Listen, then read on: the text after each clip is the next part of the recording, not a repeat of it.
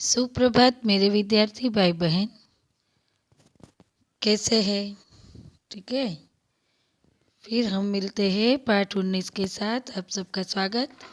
महाकवि कालिदास। तो हमने जो जन्म और परिचय का पैराग्राफ था यहाँ तक किया था। आज हम आगे बढ़ेंगे इस पैराग्राफ से। यहाँ से अपने पूर्व जीवन में बुद्धू माने जाने वाले कालिदास विक्रमादित्य के दरबारी कवियों में सर्वश्रेष्ठ थे। પોતાના પૂર્વ જીવનમાં જે બુદ્ધુ ગણતા એવા કાલિદાસ विक्रमादित्यના दरबार में कवियों में श्रेष्ठ थे।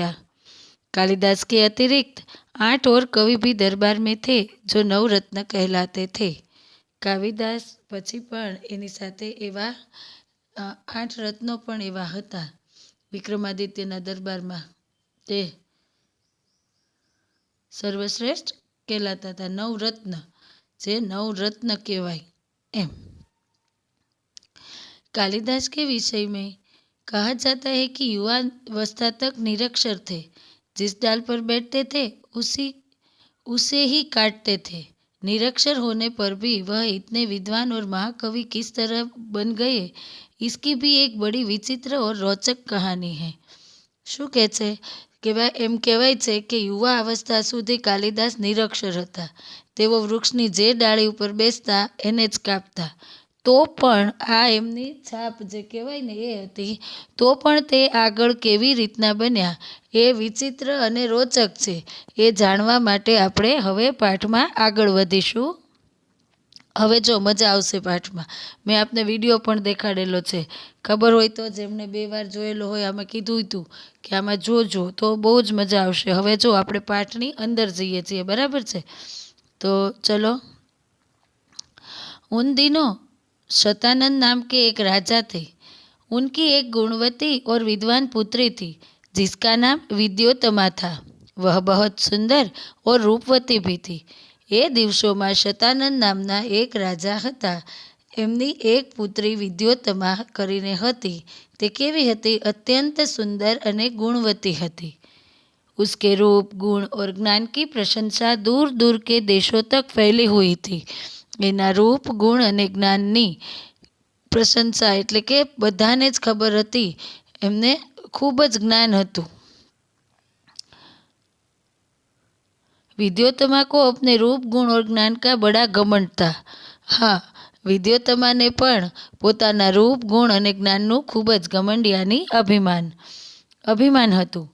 अपने विवाह के संबंध में उसने एक घोषणा कर रखी थी कि जो उसे शास्त्रार्थ में हरा देगा उसी के साथ वह अपना विवाह करेगी।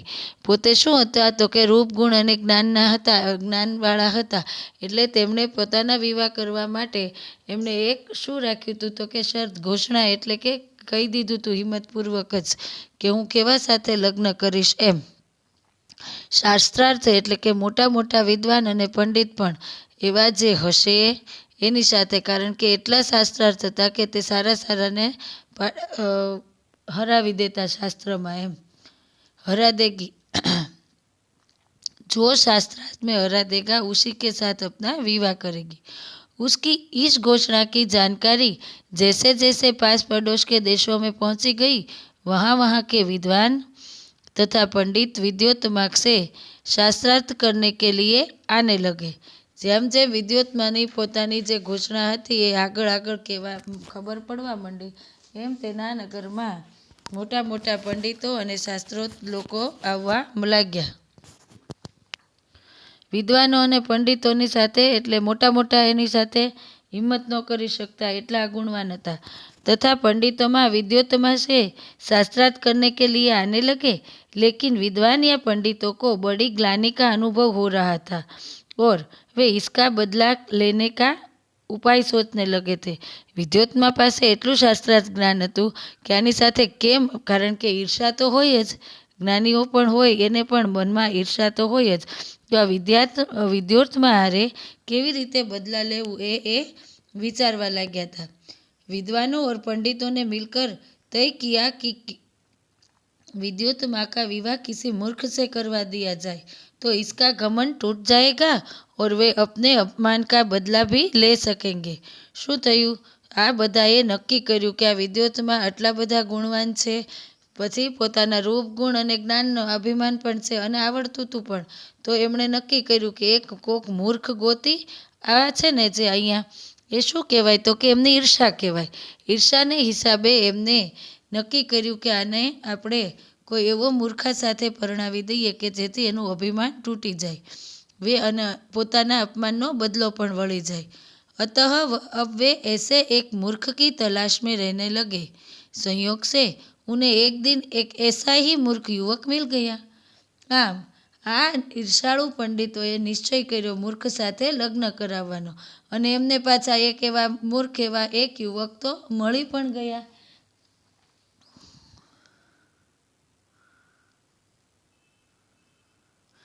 वह पेड़ की किसी डाल पर बैठता था, उसे ही काट रखा था।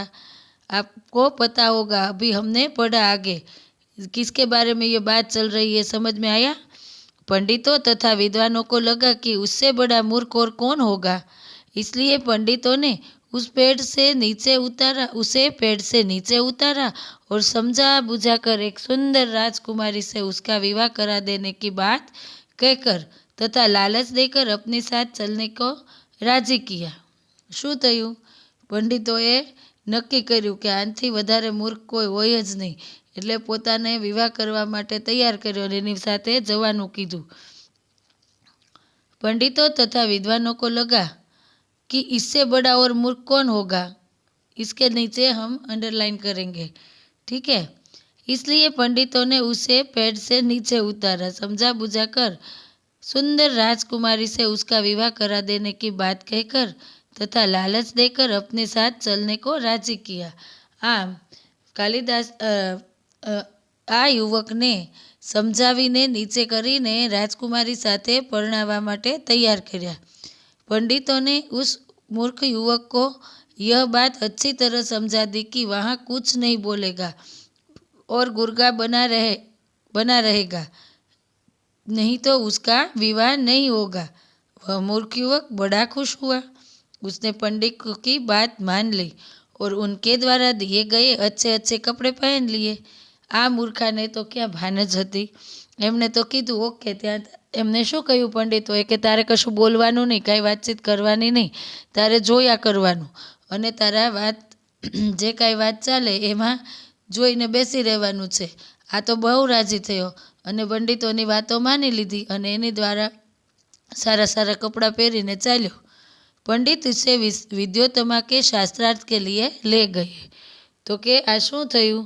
विद्योत्तमा जे आपणे हूँ तमने थोड़ुं रिविजन करूँ आगला पेरेग्राफनुं के विद्योत्तमा राजा शतानंदनी अत्यंत सुंदर अने गुणवती पुत्री हती, बराबर।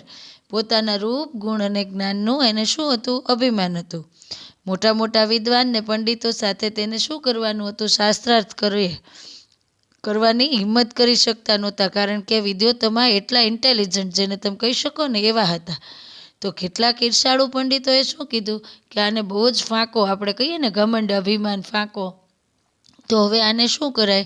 તો કે કાંઈ ન કરાય, આને એક કોઈ મૂર્ખને ગોતીને એને આની સાથે પરણાવી દેવાય, એમ કરીને એને શું કર્યું? આ બધી પંડિતોની ઈર્ષા, એટલે એને નિશ્ચય કર્યો। એટલે એમણે આ મૂર્ખ યુવક સૌથી મોટો કોણ છે આ પાઠમાં? તો કે કાલિદાસ, એની સાથે એને વિવાહ કરવા માટે તૈયાર કર્યા। અને પંડિતોની સલાહ પ્રમાણે શાસ્ત્રાર્થ વખતે એને એમ કીધું કે તમને ત્યાં કપડાં મળશે, સારા સારા કપડાં પહેરીને તમારે જવાનું છે અને બેસી જવાનું છે, કાંઈ બોલવાનું નથી। તો કાલિદાસ તો પાછા મૌન રહ્યા અને શું કીધું કે હવે જો તમારી સાથે જે કાંઈ વાત થાય ને એ તમારે ઈશારેથી સમજવાની, બોલવાનું કંઈ પણ નથી, ફક્ત ઈશારાથી તેમણે શાસ્ત્રાર્થ કરવાનું છે એમ। આમ કરીને હવે જાય છે। अब आगे बढ़ेंगे।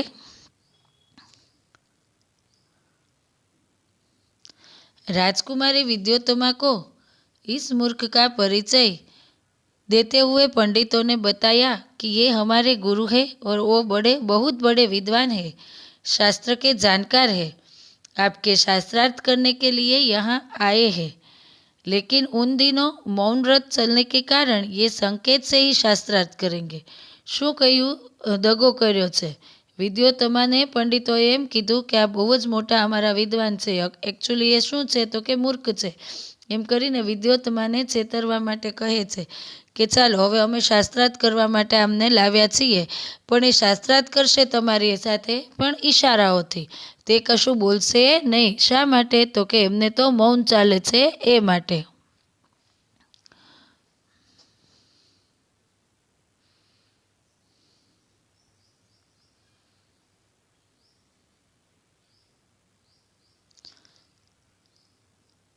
विद्योत्तमा पंडितों की यह छल भरी बातें नहीं समझ सकी और शास्त्रार्थ के लिए तैयार हो गई. उसने युवक को एक उंगली दिखाई जिसका भाव था कि ईश्वर एक है. શું થયું? હવે શાસ્ત્રાર્થ શરૂ થઈ ગયું. વિદ્યોત્તમાને બિચારીને ખબર નથી કે આ એની સાથે છળકપટ થાય છે. એમણે તો શરૂ કર્યું એટલે એને સૌથી પહેલાં શું કર્યું તો કે એક આંગળી દેખાડી અને શું કીધું તો કે ઈશ્વર એક છે એમ. એનો અર્થ એમ હતો કે ઈશ્વર એક છે.